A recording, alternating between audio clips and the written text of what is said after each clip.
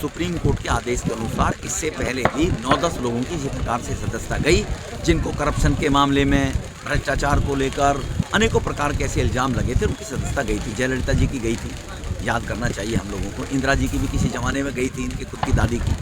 उनको भी supreme court के कानून को बदलवाना पड़ा था पार्लियामेंट में लाने के बाद। इसी कानून को बदलने के मनमोहन सिंह लालू जी को बचाने के लिए ला रहे थे। तो ये कानून जब ऑर्डिनेंस लाया जा रहा था मनमोहन सिंह जी द्वारा, इन्हीं राहुल गांधी जी ने फाड़ कर फेंक दिया था।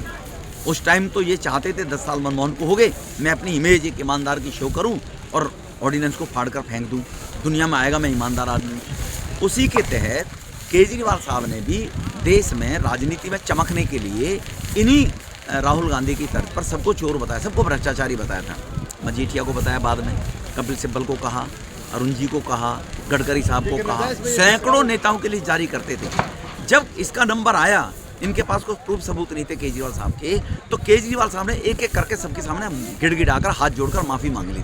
मुझे माफ़ कर दो, मुझसे गलती हो गई, मैंने ये बातें हवा में कह ली। जज ने राहुल गांधी जी को भी ये अवसर दिया था। उन्होंने कहा आप सॉरी फील करिए, माफ़ी मांग लीजिए। 52% देश की 60% ओबीसी की कम्युनिटी है। आपने सबको आहत किया है, सबको दुख पहुंचा, सबको चोर बता दिया आप लोगों ने कि सब मोदी साहब, सब सारे के सारे लोग चोर हैं जितने भी हैं समझ। अरे ललित मोदी हो सकता है, नीरव मोदी हो सकता है, लेकिन सारे ही ओबीसी चोर हो जाएंगे। तो इसीलिए उन्होंने कहा मैं माफ़ी नहीं मांगता।